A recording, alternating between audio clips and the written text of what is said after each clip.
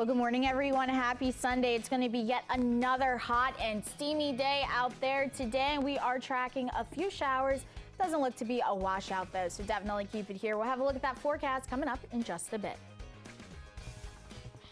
Coming up this morning on DC News Now, arrested and charged. 2 suspects now behind bars after robbing a fast food restaurant at gunpoint.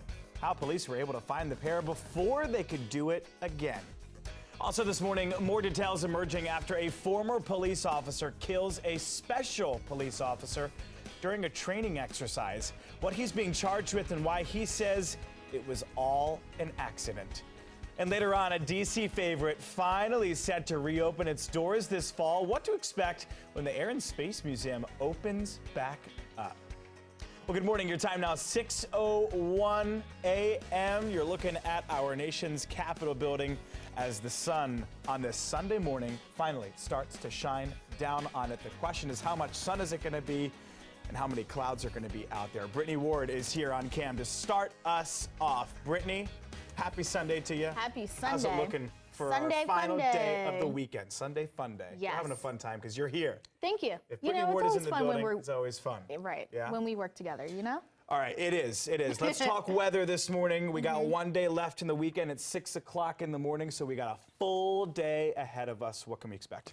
We could expect basically the same thing, Joe, we saw yesterday with dry in the morning, but then showers as we head into our afternoon. So you definitely want to have that umbrella on hand. Here's a look at the highs today. Again, it's going to be another warm day with temperatures reaching into the 90s. Now, some people closer to DC, those heat indexes could exceed 100. So it may feel like more than 100 outside. So just keep that in mind if you do have any outdoor activities today. Satellite and radar showing you what's been happening the past 3 hours. We had some clouds that started to work its way into our area as we head into the afternoon, and even later on this morning we'll start to see those clouds clear with mostly sunny skies, but then we're tracking a few showers mainly off to our west. So have that umbrella on hand. Radar right now showing you nothing really going on across the DMV. That's going to be the trend as we head into the morning, but again, we are tracking a few afternoon showers, so definitely keep it here. We'll have a look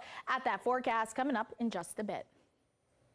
All right, Brittany, thank you. We are following some breaking news as we come on the air this morning. A fire in Southeast D.C. has left 12 people without a home. It happened overnight at an apartment complex off of South Capitol Street. D.C. Fire and EMS say that several of the units that you see there are uninhabitable now due to water damage and the utilities being shut off in the building. Those 12 people are being helped by Red Cross and the D.C. Mayor's Office of Community Relations and Service. Well, new this morning, behind bars, 2 men have been arrested and charged after robbing a McDonald's in Montgomery County. Up on your screen are 21-year-old Zachary Cannell and 20-year-old Brian Elsie. There they are. Police tell us that they were in a drive-thru at a McDonald's in Kensington when one of them got out of the car, pointed a handgun at the cashier, and stole money from the cash register right through the window. The day after the incident, that is when officers found a car that matched the description at another McDonald's. And that is when the 2 suspects up on your screen, Cannell and Elsie, were arrested. They face charges of armed robbery. Well, also making headlines this morning, 2 online puppy retailers have been officially banned from selling dogs. Maryland Attorney General Brian Frosch announced the state has reached a settlement with online puppy retailer Maryland Puppies Online.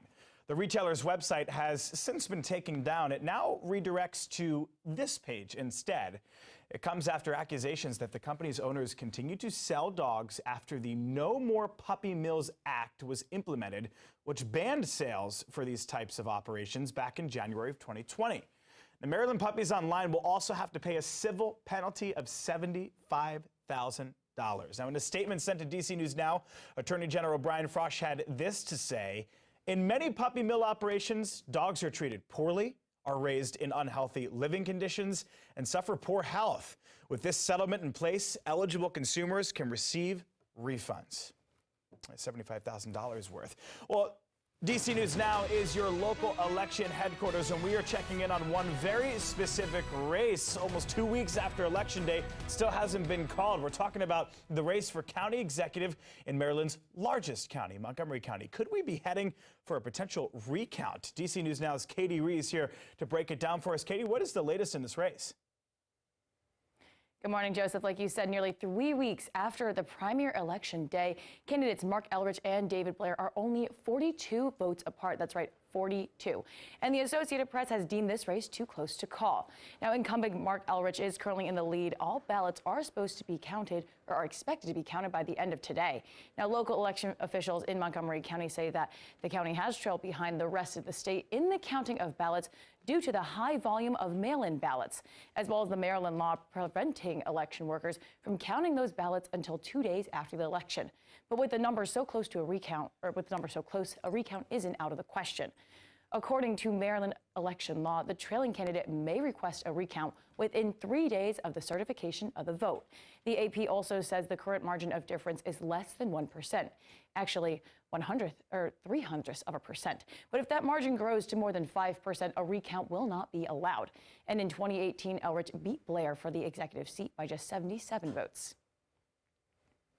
Now, those ballots are supposed to be counted by tonight, but a spokesperson for Blair told the Washington Post that his campaign would decide on whether to petition for a recount, after all those ballots are counted. So keep it here with your local election headquarters for more. For now in the studio, Katie Reed, DC News Now.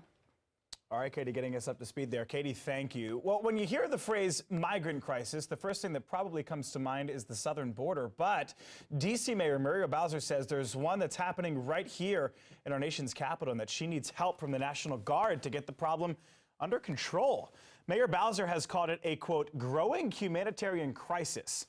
Since mid-July, Washington, D.C. has had over 6,000 migrants bust into the district by the governors of Texas and Arizona. Bowser requested 150 National Guard members to help provide mass housing for migrants as they were processed. This request so far has been denied, with U.S. defense officials saying it was too open-ended.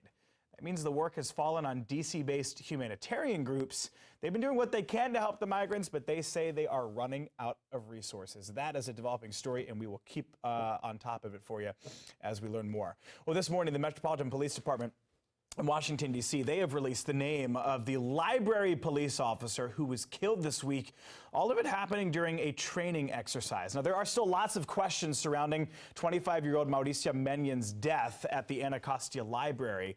What we do know, it appears a retired police officer was the one who actually pulled the trigger. Dave Laval has more on that investigation. Well, the video is just one part of the investigation. Sometimes the most important part of the investigation are the interviews. Jesse Porter appeared on our sister network News Nation in July to discuss a deadly police shooting in San Bernardino, California.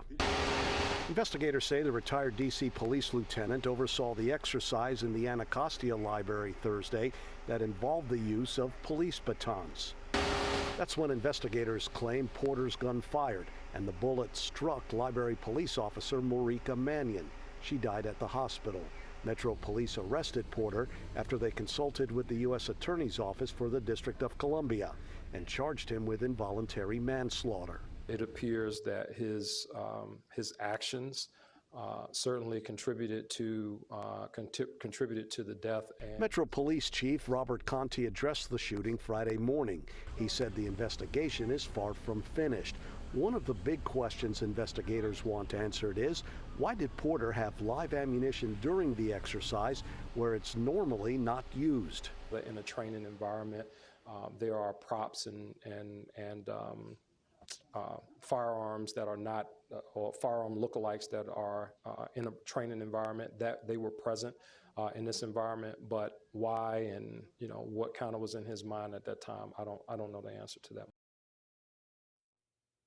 And that was our Dave Laval reporting. Dave, thank you. We've got some new updates this morning on the body that was recovered from the Potomac River. We are learning that the deceased was a 17-year-old boy. This coming in from D.C. police. Witnesses say they saw someone trying to swim to a small boat but then disappeared. Once he was pulled from the water, first responders say the boy was unconscious. He was not breathing. On the scene, DC News Now spoke with rescue officials about the best thing you can do if you see something like this happening.